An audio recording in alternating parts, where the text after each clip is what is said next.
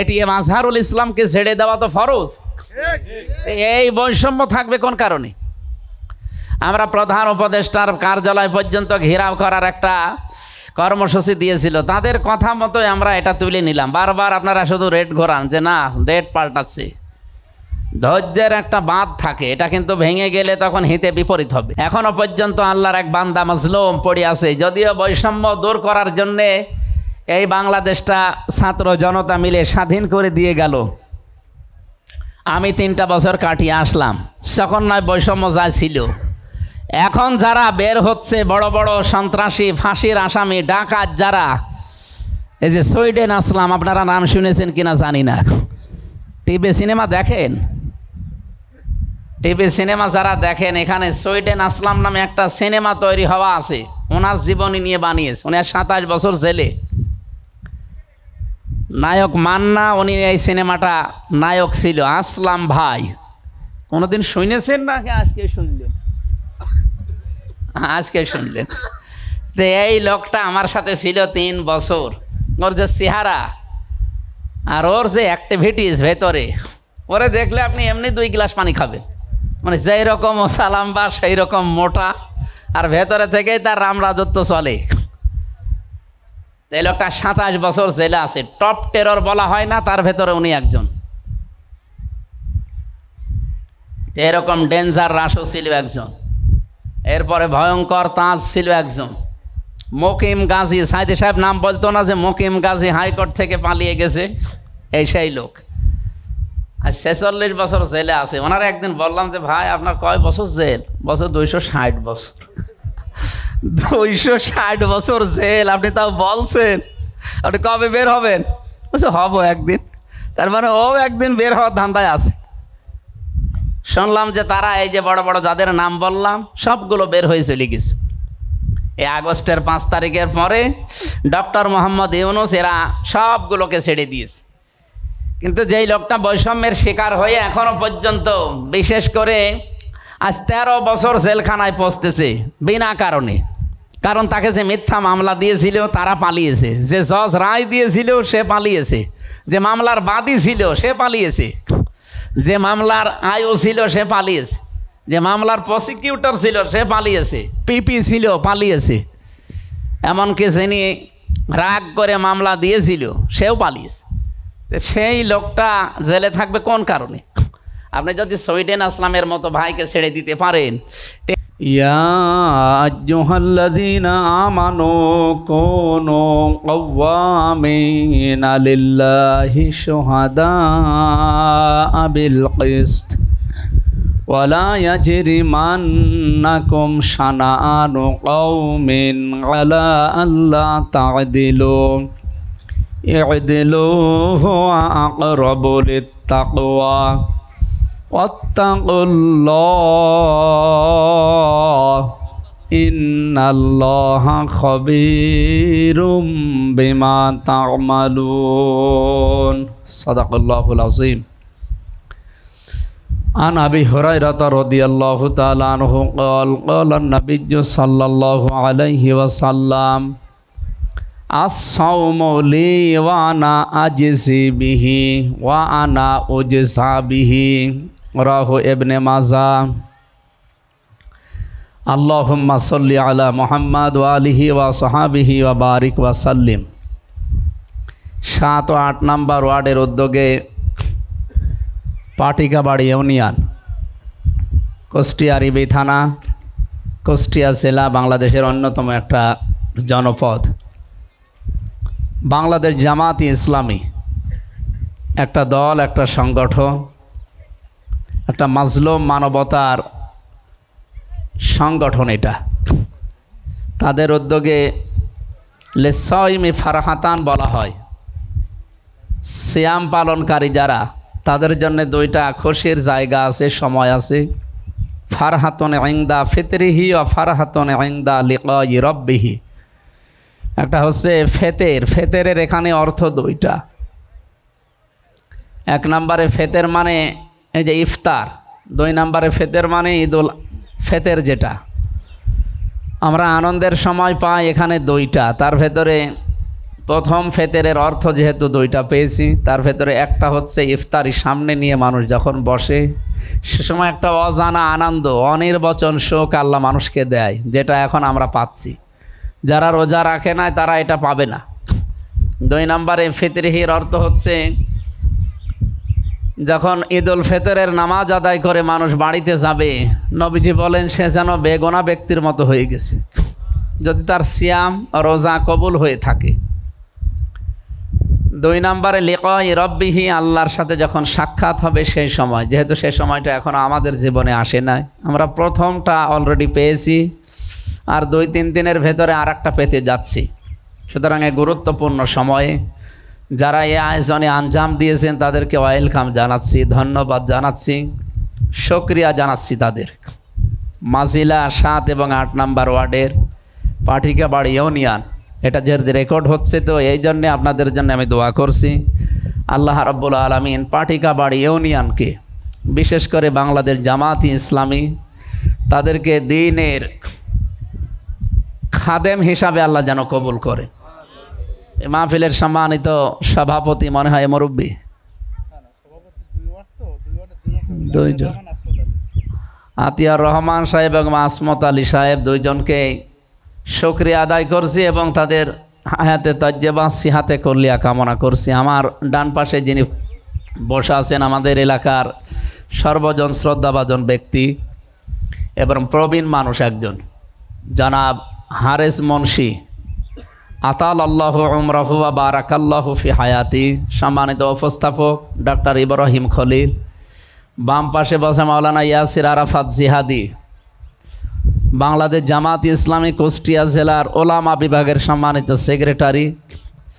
এখানে মাওলানা আবু সফিয়ান শাওন আছে, এরপরে অন্যান্য আমি অনেকের নাম জানি না। আল্লাহ রাব্বুল আলামিন সবার সৌচ্চ মর্যাদা দুনিয়া আর আখেরাতে যেন দান করেন। আসলে এলাকায় আসা হয় না, তো এই জন্য চেহারা পরিচিত, নাম হয়তো মনে নেই, এই জন্য এখন থেকে এলাকায় থাকা দরকার। 3টা বছর তো আপনারা থাকতে দেননি, যেভাবেই হোক, এই জন্য আরও বেশি ভুলে গেছি। এখন থেকে আর কেউ থাকতে দেবে না, এই শক্তি যেন আর মাথা ছাড়া না দিতে পারে ইনশাআল্লাহ। সামনে বসা সম্মানিত রোজাদার ভাইরা, পর্দার আড়ালের সম্মানিতা মা এবং বোনেরা, এটা যেহেতু আমার ইউনিয়ন, আমার এলাকা, আল্লাহ রাব্বুল আলামিন আমাদের এই মাতৃভূমি, আমার এলাকার প্রতি তার খাস রহমত যেন নাজিল করেন। আমি প্রথমে দোয়া করছি এবং দোয়া চাচ্ছি। আমাদের এলাকার সর্বজন শ্রদ্ধাভাজন ব্যক্তিত্ব ছিলেন মরহুম মাওলানা একে এনামুল হক শাফি রহমতুল্লাহ আলাইহে। রাব্বুল আলামিন তাকে জান্নাতের সর্বোচ্চ মাকাম যেন দান করেন।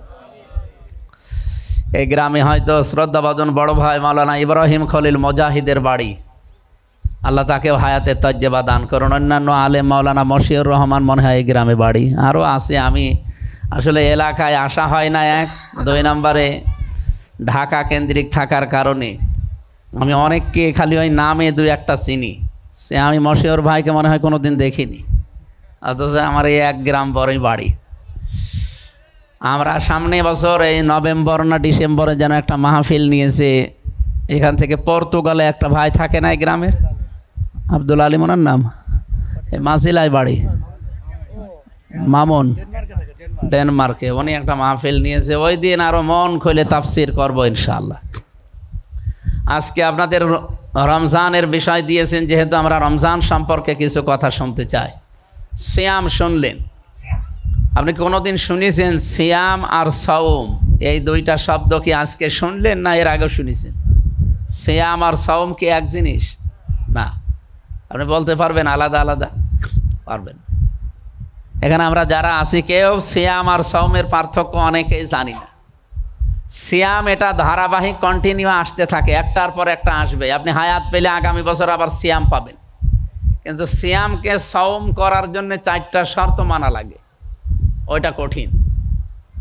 এই জন্য হাদিসে কুদসি বা নবীজির মুখ দিয়ে আল্লাহ বলিয়েছেন যে নবী আপনি বলেন আস-সাওমুলি ওয়া আনা আজজি বিহি ওয়া আনা উজজা বিহি। এখানে কিন্তু আস-সিয়ামুলি নেই, যে রোজা যারা রাখে সিয়াম যারা রাখে আমার জন্য রাখে না। রোজা মানুষ, সিয়াম মানুষ অন্য উদ্দেশ্য রাখতে পারে, কিন্তু সাওম যেটা, এটা কোনো উদ্দেশ্য না, এখানে শর্ত পালন করে এটা পূরণ করা লাগে।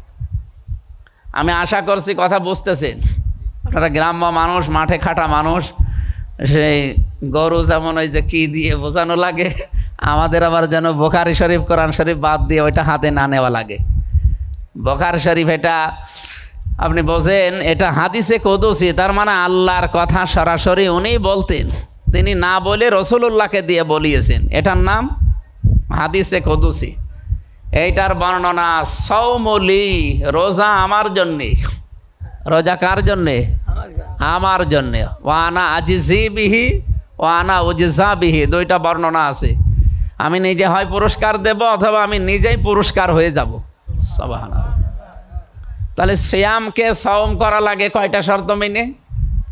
4টা। এটা ক্লাস চলছে, আমি বিশ্ববিদ্যালয়ে ক্লাসের মতো ছাড়া কথা বলতে পারি না। আপনারা যেহেতু তাফসির মাহফিল না, টান টন দেওয়া লাগবে, সুর দেওয়া লাগবে, সেটা তো আর সম্ভব না, কাটা কাটা কথা বলা লাগছে। এই জন্য ক্লাসের মতো জবাব দেবেন। আমরা 10 মিনিট কথা শুনবো, কিন্তু যেন বুঝতে পারি। সিয়ামকে সওম করার জন্য শর্ত বলেন তো আবার কয়টা বললাম? 1 নম্বরে খানা পিনা থেকে আপনাকে বিরত থাকা লাগবে, আমরা জানি এটা সবাই। 2 নম্বরে পানীয় যে জাতীয় জিনিস আছে এগুলো থেকে বিরত থাকা লাগবে, এটাও আমরা জানি। 3 নম্বরে জায়েজ স্ত্রী যেটা, এটা থেকে বিরত থাকা লাগবে। 4 নম্বরে যাবতীয় হারাম কাজ থেকে বিরত থাকা লাগবে। এখানে মনে হয় কয়েকটা মাওলানা বাদ দিয়ে হারাম কাজ যে কয়টা আমরা অনেকে জানিই না। হারাম কাজ আমরা মনে করি মিথ্যা কথা বলা, চকলখড়ি করা, সুদ খাওয়া, ঘুষ খাওয়া, এগুলো হারাম কাজ। হারাম কাজকে 4-5টা, কয়টা? অহরহ না, 500। হারামও নির্ধারিত, হালাল নির্ধারিত। হালালও 500, হারামও কয়টা? 500। পরা কোরআন শরীফের ভেতরে এই আয়াতগুলো আছে সিরিয়াল আকারে। তাই আমরা যেহেতু হালালের বিষয় না হারামের বিষয় ধরলাম, 500টা হারাম জানা লাগবে আপনাকে, আর ওগুলো ছেড়ে দেওয়া লাগবে। কারণ তাকওয়া অর্জন করার জন্য যেহেতু রোজা এসেছে, তাকওয়ার লেভেল আছে, 1st ক্লাস আছে, 2nd ক্লাস আছে, 3rd ক্লাস আছে। আপনি যদি 1st ক্লাসে যেতে পারেন তো আলহামদুলিল্লাহ, 2nd ক্লাসে যেতে পারলেও আলহামদুলিল্লাহ, 3rd ক্লাসে গেলে তো সমস্যা। 3rd ক্লাসে গেলেও হবে, কিন্তু এর পরে তো আর কোনো ক্লাস নেই।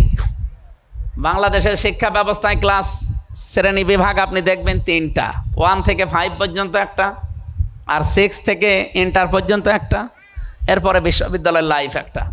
এই 3টার ভেতরে সীমাবদ্ধ বাংলাদেশের শিক্ষা ব্যবস্থা। আপনি 1st ক্লাস তাকওয়াবান যারা, এরা যদি আল্লাহর দরবারে মুত্তাকি 1st ক্লাস হতে চায়, 1 নম্বরে যত হারাম কাজ আছে দুনিয়ায়, যত হালাল কাজ আছে, এটা আপনাকে আগে জানা লাগবে এবং মানা লাগবে। তাহলে হারাম ছেড়ে দেওয়া, হালাল গ্রহণ করা।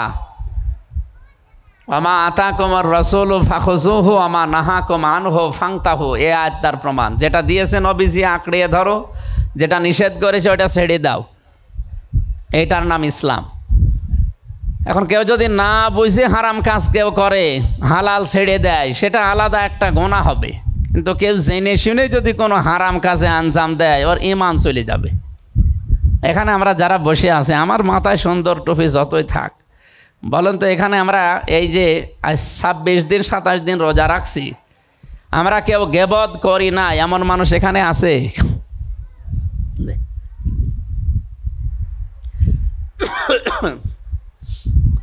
বিশ্বনবী মুহাম্মদুর রাসূলুল্লাহ সাল্লাল্লাহু আলাইহি সাল্লাম একটা বাড়ির পাশ দিয়ে যাচ্ছিলেন, দেখলেন 2 জন মহিলা এর কথা ওর কাছে বলছে, গীবত করছে। নবীজি বললেন, রমজান মাস এরা রোজা রেখেছে হালাল জিনিস দিয়ে, আর এরা এখন রোজা ভাঙতেছে হারাম জিনিস দিয়ে। ওরা যে রোজা ভেঙেছিল, ওই সময় কি রোজা ভাঙার সময়? কি দিয়ে ভাঙছিল? গীবত দিয়ে। তার মানে গীবত করলে আপনার রোজা ভেঙে যায়। হারাম কাজের ভেতরে 500, তার ভেতরে এটা একটা আছে না? আমাদের এখান থেকে সতর্ক হওয়া লাগবে। এখানে যারা গীবত করেন বা এখনো সামনে করবেন বলে মনে করে আসেন, না, এটা বন্ধ করা লাগবে। কারো সামনে কোনো কথা বললে যে লোকটা রাগ করে, ওই কথা তার পেছনে বললে ওইটার নাম গীবত। সাহাবী বলেন, হে নবী, ওই দোষ যদি ওর ভেতরে থাকে? বলে, ওই দোষ থাকলেই তো গীবত। আর যদি না থাকে, তুমি যদি বানিয়ে বানিয়ে ওর নামে কিছু বলো, এটা হবে তহমত। ওটা কি বলেন বলেন? তহমত। এটা আরো আরো মারাত্মক। গিবত করলে হয় মরা ভাইয়ের গোশত খাওয়ার সমান। আর তহমত দিলে যতদিন পর্যন্ত ওই অপরাধ আপনি না করবেন ততদিন আপনার মরণ আল্লাহ দেবে না। বাংলাদেশে 15.5 বছরে বহু মানুষের জীবনে অনেকে তহমত দিয়েছে না দেয়নি, কি নাম ধরা লাগবে? বহু মানুষকে মিথ্যা তহমত দিয়ে, মিথ্যা মামলা দিয়ে, মিথ্যা সাক্ষী দিয়ে তার জীবনটাই নষ্ট করে দিয়েছে। এখনো পর্যন্ত আল্লাহর এক বান্দা মাজলুম পড়ে আছে। যদিও বৈষম্য দূর করার জন্যে এই বাংলাদেশটা ছাত্র জনতা মিলে স্বাধীন করে দিয়ে গেল। আমি 3টা বছর কাটিয়ে আসলাম, তখন নয় বৈষম্য যা ছিল। এখন যারা বের হচ্ছে বড় বড় সন্ত্রাসী, ফাঁসির আসামি, ডাকাত যারা, এই যে সুইডেন আসলাম, আপনারা নাম শুনেছেন কিনা জানি না। টিভি সিনেমা দেখেন, টিভি সিনেমা যারা দেখেন, এখানে সুইডেন আসলাম নামে একটা সিনেমা তৈরি হওয়া আছে, ওনার জীবনী নিয়ে বানিয়েছে। উনি 27 বছর জেলে। নায়ক মান্না, উনি এই সিনেমাটা নায়ক ছিল। আসলাম ভাই, কোনোদিন শুনেছেন না? আজকে শুনলেন, আজকে শুনলেন। তো এই লোকটা আমার সাথে ছিল 3 বছর। ওর যে চেহারা আর ওর যে অ্যাক্টিভিটিস ভেতরে, ওরে দেখলে আপনি এমনি 2 গ্লাস পানি খাবেন। মানে যেই রকম ও সালাম্বা সেই রকম মোটা, আর ভেতরে থেকেই তার রাম রাজত্ব চলে। এই লোকটা 27 বছর জেলে আছে। টপ টেরর বলা হয় না, তার ভেতরে উনি একজন। এরকম ডেঞ্জার রাশও ছিল একজন। এরপরে ভয়ঙ্কর তাজ ছিল একজন। মকিম গাজী, সাইদি সাহেব নাম বলতো না যে মকিম গাজী হাইকোর্ট থেকে পালিয়ে গেছে, এই সেই লোক। আর 46 বছর জেলে আছে। ওনারা একদিন বললাম যে ভাই আপনার কয় বছর জেল? বছর 260 বছর। 260 বছর জেল, আপনি তাও বলছেন। আপনি কবে বের হবেন? হব একদিন। তার মানে ও একদিন বের হওয়ার ধান্দায় আছে। শুনলাম যে তারা এই যে বড় বড় যাদের নাম বললাম সবগুলো বের হয়ে চলে গেছে। এই আগস্টের 5 তারিখের পরে ডক্টর মোহাম্মদ ইউনূস এরা সবগুলোকে ছেড়ে দিয়েছে। কিন্তু যেই লোকটা বৈষম্যের শিকার হয়ে এখনো পর্যন্ত, বিশেষ করে আজ 13 বছর জেলখানায় পৌঁছতেছে বিনা কারণে।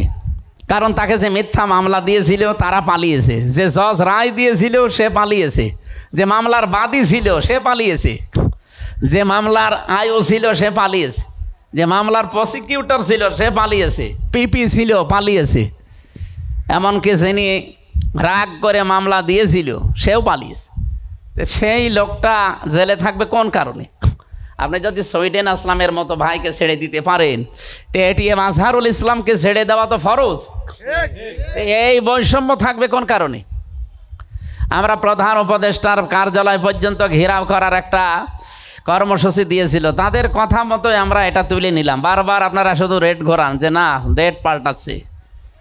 ধৈর্যের একটা বাঁধ থাকে, এটা কিন্তু ভেঙে গেলে তখন হিতে বিপরীত হবে। ওই জন্য এটা রেকর্ড হচ্ছে। আর আপনারা জানেন আমি ছোট মানুষ হলেও আপনার পাশের বাড়ি, তাই কি আমাদের কথাগুলো সারা বিশ্বে যায়। আমি কয়েকদিন আগে মালয়েশিয়া জাকের নায়েক সাহেবের সাথে কথা বলছিলাম। উনি প্রথমে ইংরেজিতে বলতে বলতে হঠাৎ দেখি হিন্দিতে বলছে। তো আমি কথাগুলো বুঝতে পারলাম, কিন্তু থ্রলি বলার মতো তো যোগ্যতা এখনও আমার হয়নি। উনি যেভাবে আঞ্চলিক ভাষায় বলে, তো এতটুকু বুঝলাম যে উনি বলছে আমি বাংলাদেশে যাব, আপনার সাথে মিট হবে, আমার আপনার সাথে সাক্ষাৎ হবে, আপনার সাথে আমি অনুষ্ঠান করব, এতটুকু বুঝলাম। তার মানে আমির হামজা এ নামটা উনিও জানে। উনি একটা আন্তর্জাতিক লেভেলের মানুষ না? যে কথায় বলছি এটা কিন্তু চলে যাচ্ছে অনেক দূরে। আর তারপরেও কতগুলো কিরমান কাতিবিন দেখছেন না, সরিয়ে দেবে। আমরা এখান থেকে ছোট্ট পরিসরে এই মাজলুম মানুষটার পক্ষে কথা বলতে চাচ্ছি। আগামী যে ডেট আছে, আমরা চাই এই ডেটে আর কোনো হাইকোর্ট যেন বাঙালিকে না দেখানো হয়। আমরা চাই তাকে মুক্তি দেওয়া লাগবে, কোনো হাইকোর্ট দেখানো লাগবে না। সুইডেন আসলাম যদি ছাড়া পায়, তারেক জিয়া সাহেবের বন্ধু গিয়াসউদ্দিন মামুন 17 বছর জেল খেটে বের হয়েছে, সে যদি ছাড়া পায়, বাবর কি লুৎফুজ্জামান বাবর আমার সাথে ছিল 17 বছর, তো সে যদি বের হতে পারে, এটিএম আজহারুল ইসলাম বের হতে পারবে না? মানে কোন আইন দেখান আপনারা? কোনো আইন আমরা আর মানতে চাই না। আগামীতে যে ডেট আছে আমরা চাই মাজলুম মানুষ মুক্ত বাতাসে বাকি জীবনটা কাটাক। অনেক মানুষ দেখছি এরপরও কথা তোলে, তারা বলে না ওনার সাজা হয়ে গেছে, ওনাকে জামিন দেওয়া ঠিক হবে। আরে ভাই, ওনার সাজা হয়ে গেছে, জামিন দেওয়া যদি ঠিক না হয় তাহলে তারেক জিয়ারও তো সাজা হয়ে গেছে। কি কথা বললেন না? তারেক জিয়ার জেল হয়েছিল কয় বছর? 8 বছর। আর ওনার স্ত্রীর জেল হয়েছিল 3 বছর, জবাইদা। ম্যাডাম খালেদা জিয়ার জেল হয়েছিল 6 বছর। তারা যদি জেল মাথায় নিয়ে বের হয়ে চলে আসতে পারে 5 তারিখের পরে থেকে, তো ওনার কি হয়েছে? আর কোনো, আমি বলছি, আবার বলছি, আর কোনো হাইকোর্ট দেখাবেন না বাঙালিকে। বাঙালি সব হাইকোর্ট চেনে। সুতরাং কোনো আইনের তোয়াক্কা করা যাবে না। কিসের আইন? সব বানানো আইন। সুতরাং জালেমরা বানিয়েছে, জালেমদের কোনো নিয়ম নীতি যখন এখন চলছে না, এমনকি জালেমের পরিচয় এখন কেউ দিক, কালকে পুলিশ ধরে নিয়ে যাবে। কালকে যে কুষ্টিয়ার একজন কমিশনার, উনি হানিফ সাহেবের নাকি পরিচিত ছিল, পুলিশ ধরে নিয়ে গেছে। পরিচিত তাই ধরে নিয়ে যাচ্ছে। যদি ডান হাত বাম হাত হয়, ওরা তো পিঠ মোড়া দিয়ে বাঁধবে। সুতরাং ওদের এখন নাম নিশানা যেহেতু নেই, আমরা চাই এই মাজলুম মানুষকে, আমি আবার বলছি, মুক্তি দেওয়া লাগবে, কোনো কথা নেই। এইটাই লাস্ট, এইটাই ফার্স্ট কথা। আমরা কোরআনে কারিম থেকে যে আয়াত পড়েছি, তাফসীর আকারে কথা 5-7 মিনিট বলবো। আমি যে কথাটা আরম্ভ করেছিলাম, ফার্স্ট ক্লাস মুমিন হতে হলে মাস্ট বি আপনাকে হালাল যত আছে মেনে নেওয়া লাগবে, হারাম ছেড়ে দেওয়া লাগবে। 2 নম্বরে 10 মিনিট কথা বলি, শেষে 5-7 মিনিট সময় দেবো বসতে। আপনারা বসেন, বসে পড়েন, জায়গা পেলে বসে পড়েন। এনিমির সামনে একটু এগিয়ে আসেন, অনেকে দাঁড়িয়ে আছে তো, এগিয়ে আসেন, আসেন। হ্যাঁ, আপনারা কি মূর্তি নাকি? আসেন, সামনে আসেন, আসেন, একটু সামনে আসেন। ওই যে দাঁড়িয়ে আছে ওনারা বসুক। এটা যেহেতু এখন জান্নাতের বাগান হয়ে গেছে, কোরআন হাদিসের কথা বললে এটা জান্নাতের বাগান। সুতরাং এই বাগানে ওনাদেরকে বসতে দেন, আপনাকে আল্লাহ জান্নাতের বাগানে জায়গা করে দেবে ইনশাআল্লাহ। হ্যাঁ, 5 মিনিট আগে দেবো, 1 মিনিট দোয়া করবো তো। ঠিক আছে, বসেন, বসেন। তাকওয়ার দ্বিতীয় লেভেল হচ্ছে ছোটখাটো গোনাও ছেড়ে দেওয়া লাগবে। 3 নাম্বার লেভেল হচ্ছে সন্দেহযুক্ত কোনো জিনিস সামনে আসলে ওইটাও বাদ দেওয়া লাগবে। আপনি এখন ভাবেন তো কোন ক্লাসে আছেন। এই জন্য তাকওয়া অবলম্বনের জন্য যদি 1st ক্লাসে থাকা যায় আলহামদুলিল্লাহ, 2nd ক্লাসে থাকা যায় তাও ভালো, 3rd ক্লাসে গেলে সমস্যা। আর একেবারে যদি কোনো ক্লাসেই না থাকেন, কোনো মানুষ যদি মনে করে আমি A+ পাওয়ার জন্য পড়ছি, অন্তত A+ না পেলেও সে 2nd ক্লাস পাবে। কেউ যদি 2nd ক্লাসও না পায়, 2nd ক্লাসের জন্য পড়লে সে 3rd ক্লাস পাবে। আর ও যদি মনেই করে যে আমি টেনে পাস করবো, ওর আর পাস করার সম্ভাবনা নেই, ও ফেল করবে। তাই আমাদের টার্গেট থাকবে আমরা যেন অন্তত প্রতি সাবজেক্টে 80 পাই। 80 পাওয়ার জন্যে 500 হালাল 500 হারাম, এটা জেনে দুনিয়ার জীবনে মানা লাগবে। আল্লাহ তাওফিক দিন, বলেন আমিন।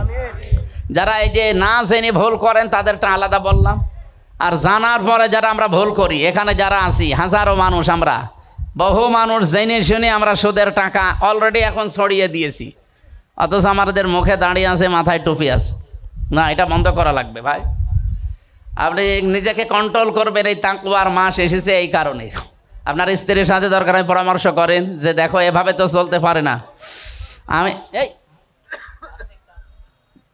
আমি কিছুদিন পরে যদি মারা যায় আর এই সুদের গোনা যদি চলতেই থাকে, আমি তো কন্টিনিউ করে গেলাম, কিয়ামত পর্যন্ত আমার কবরে সুদের গোনা যেতে থাকবে। সুতরাং এইটা আমি আর করতে চাই না। আমার যতটুকু ক্যাপাসিটি আছে এর ভেতরেই তোমাদেরকে চলা লাগবে।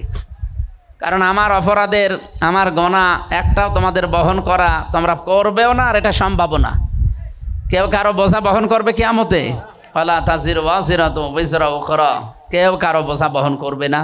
এই জন্য আমাদের উচিত হচ্ছে নিজেদের এখনই কন্ট্রোল করার সময়। আল্লাহ আমাদেরকে যতটুকু দিয়েছেন ওইটার উপরে সন্তুষ্ট থাকা, বিশ্বাস করা যে এর চাইতে বেশি হলো আমার ক্ষতি হয়ে যেত, এর চাইতে কম হলো আমার ঝামেলা হতো। সুতরাং যতটুকু আছে আলহামদুলিল্লাহ, এতটুকু নিয়েই সন্তুষ্ট থাকা, এটা তাকওয়ার আর একটা লেভেল। সূরা মায়েদার 8 নম্বর আয়াতে তাকওয়ার একটা ফর্মুলা আমরা জানাচ্ছি, যে তাকওয়া আছে আপনি বুঝবেন কি করে। আল্লাহ রাব্বুল আলামিন বলেন, ইয়া আইয়ুহাল্লাযীনা আমানু কুনু কাওয়ামিনা লিল্লাহি শুহাদা বিল কিসতি। যারা ইমানের দাবি করো তাদেরকে বলছি, কোনও তোমরা থাকো বা তোমরা হও কাওয়ামিনা, অবিচল, দাঁড়িয়ে যাও, লিল্লাহি, আল্লাহর জন্যে, শুহাদা বিল কিসতি, ন্যায়ের সাক্ষ্য দেওয়ার জন্য তোমরা দাঁড়িয়ে যাও। ওয়ালা ইয়াজরিমান্নাকুম শানাআনু কওমিন, কোনো দল, কোনো গোষ্ঠী, কোনো ব্যক্তি, কোনো এলাকার উপরে তোমার রাগ আছে, সেই রাগ তুলতে গিয়ে যেন ক্ষমতা পাওয়ার পরে তাদের উপরে অবিচার করে ফেলো না। এটা বাংলাদেশে 54 বছরে বেশি হয়েছে। কথা বুঝেছেন তো নাকি আন্দাজে ঠিক বলেন? হ্যাঁ, ঠিক আছে। তার মানে আল্লাহর ঘোষণা ছিল ওয়ালা ইয়াজরিমান্নাকুম, প্ররোচনায় পড়বা না। শানাআনু কওমিন, হিংসার বশবর্তী হয়ে বা বিদ্বেষপূর্ণ হয়ে, কারো উপরে হয়তো রাগ ছিল, ক্ষমতা ছিল না, কারণ রাগ আছে, ক্ষমতা আছে, ওই রাগটা তুলতে গিয়ে তার উপরে যেন অবিচার হয়ে না যায়। এটা সবচাইতে বেশি করেছিল হাসিনা। রাগ যার উপরে ছিল তারই শেষ করে দিয়েছে। এই জন্য সুরঞ্জিত বাবু মাঝে মাঝে বলতো না যে বাঘে ধরলে ছাড়ে আর ম্যাডামে ধরলে ছাড়ে না, তাই যারে ধরেছে তারে শেষ। কতগুলো মানুষকে অন্তত খালি ধরেছে আর ফাঁসি দিয়ে দিয়েছে, কোনো বিচার নেই। কিসের বিচার বলেন?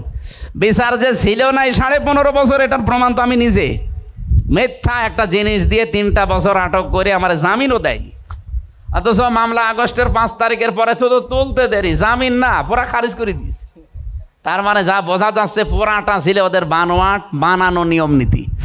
তার মানে আমরা বুঝলাম যে কারো উপরে হিংসার বশবর্তী হয়ে রাগ করে তার উপর যেন আপনি এমন কিছু করে বসবেন না যেন আবার অবিচার হয়ে যায়।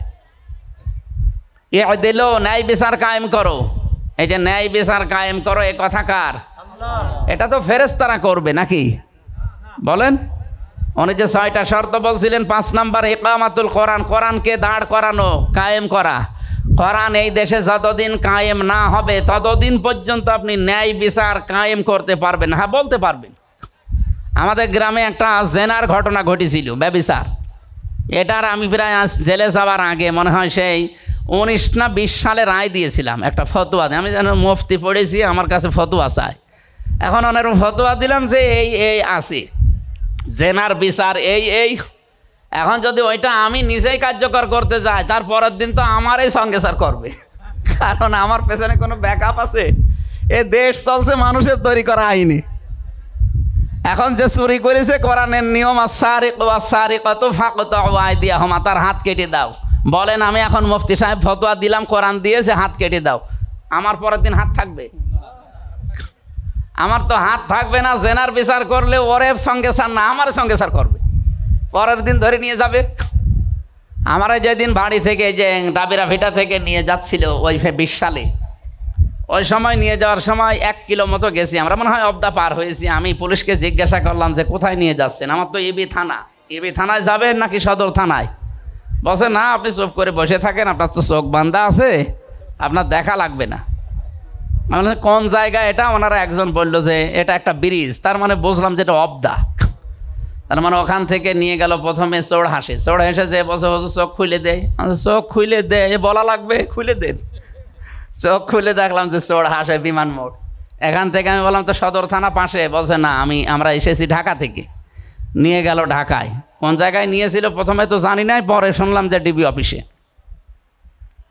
তো এখন আমি কিছুই করি নাই, তারপরে ওরা ধরে নিয়ে গেছে। শুধু ফতোয়া দিতাম ওয়াজের মাধ্যমে। আর যদি ফতোয়া কার্যকারী করে ফেলতাম কি হয়তো বলেন তো? আমার নির্ঘাত ফাঁসি দিয়ে দিত। হ্যাঁ, এই বিধানটা কায়েম করার জন্য যেটা দরকার তার নাম হচ্ছে ই'দিলু আকরাবু লিত-তাকওয়া। ন্যায় বিচার কায়েম করার কথা কেন বললেন? কারণ এইটা তাকওয়ার নিকটতম পন্থা। তাকওয়াবান হতে হলে, তাকওয়া অর্জন করতে হলে ন্যায় বিচার কায়েম করা লাগবে ব্যক্তি, পরিবার, সমাজ এবং রাষ্ট্রে। নাই তো আপনি তাকওয়াবান হতে পারবেন না, তাকওয়ার সিস্টেমে যেতে পারবেন না। ওয়াত্তাকুল্লাহ, আমি আবার বলছি, আমাকে ভয় করো। ইন্নাল্লাহা খাবীরুম বিমা তা'মালুন, তোমরা যা করো এ বিষয়গুলো আমি আল্লাহ সব জানি।